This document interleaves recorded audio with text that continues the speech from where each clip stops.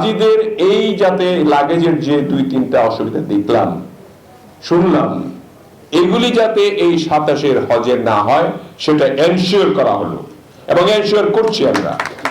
যদি তারপরেও তারা যদি কথা না শুনে তাদের বিরুদ্ধে অ্যাকশন নেওয়া হবে। হজের ব্যয় কমিয়ে আনতে প্রয়োজনে ভর্তুকি দেবে সরকার, জানিয়েছেন বিমান প্রতিমন্ত্রী রশিদুজ্জামান মিল্লাত। আরও বলেন, 2027 সালের হজ যাত্রা আরও নির্বিঘ্ন করার চেষ্টা করছে সরকার। হাবের নেতারা জানান, বর্তমান সরকারের সদিচ্ছায় হজের বিমান ভাড়া কমেছে 70,000 টাকা। চীন মৈত্রী সম্মেলন কেন্দ্রে 3 দিনব্যাপী হজ ও ওমরাহ মেলার উদ্বোধন অনুষ্ঠানে এসব কথা জানান তারা। উৎসবমুখর পরিবেশে চীন মৈত্রী সম্মেলন কেন্দ্রে শুরু হলো 3 দিনব্যাপী হজ ও ওমরা মেলা 2027। সকালে এই মেলার উদ্বোধন করেন বিমান পরিবহন ও পর্যটন প্রতিমন্ত্রী। বলেন, সরকারের তদারকির কারণে 2026 সালের হজযাত্রা ইতিহাসের সবচেয়ে স্বচ্ছ ও ভোগান্তিমুক্ত হয়েছে। সামনের হজযাত্রা হবে আরও নির্বিঘ্ন। হাজিদের এই যাতে লাগেজের যে 2-3টা অসুবিধা দেখলাম শুনলাম, এগুলি যাতে এই 27-এর হজে না হয় সেটা এনশিওর করা হলো এবং এনশিওর করছি আমরা। যদি তারপরেও তারা যদি কথা না শুনে তাদের বিরুদ্ধে অ্যাকশন নেওয়া হবে।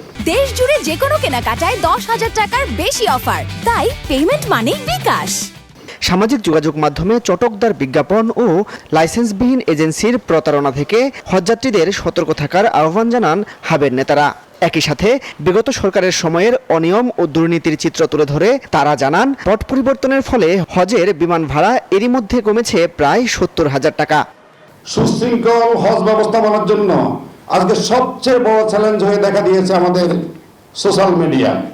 আপনারা ফেসবুক, সোশ্যাল মিডিয়াতে ঢুকলে দেখবেন অনেক সুন্দর লোভনীয় বিজ্ঞাপন, সেখানে অনেক সুযোগ সুবিধার কথা বলা হয়েছে। যিনি বিজ্ঞাপনটি দিয়েছেন তার কোনো বৈধ এজেন্সি নেই, তিনি এজেন্সির মালিক নন। তারা প্রতারণা করে, ঠিকমতো বাড়ি দেয় না, ঠিকমতো খাওয়া দেয় না।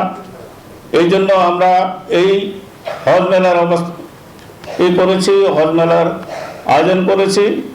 এখানে আমাদের বৈধ এজেন্সিদের মাধ্যমে আপনারা হজের বুকিং দিবেন। এক ছাদের নিচে সব বিশ্বস্ত এজেন্সিকে পেয়ে উচ্ছ্বসিত মেলায় আসা হজ প্রত্যাশীরা। একই ছাতির নিচে অনেকগুলা প্রতিষ্ঠান থাকে, তাদের থেকে বিভিন্ন রকমের অবস্থা জানা যায়। প্রত্যেকটা হজ এজেন্সির অফিসে যাওয়া একজন ব্যক্তির পক্ষে বা একটা গ্রুপের পক্ষে যাওয়া সম্ভব না। আগামী হজযাত্রা আরও স্বস্তিদায়ক ও নির্বিঘ্ন করতে সরকারের পাশাপাশি এজেন্সিগুলো দায়িত্বশীল ভূমিকা রাখবে, এমন প্রত্যাশা সবার। মাসুদ সুমন, নিউজ 24, ঢাকা।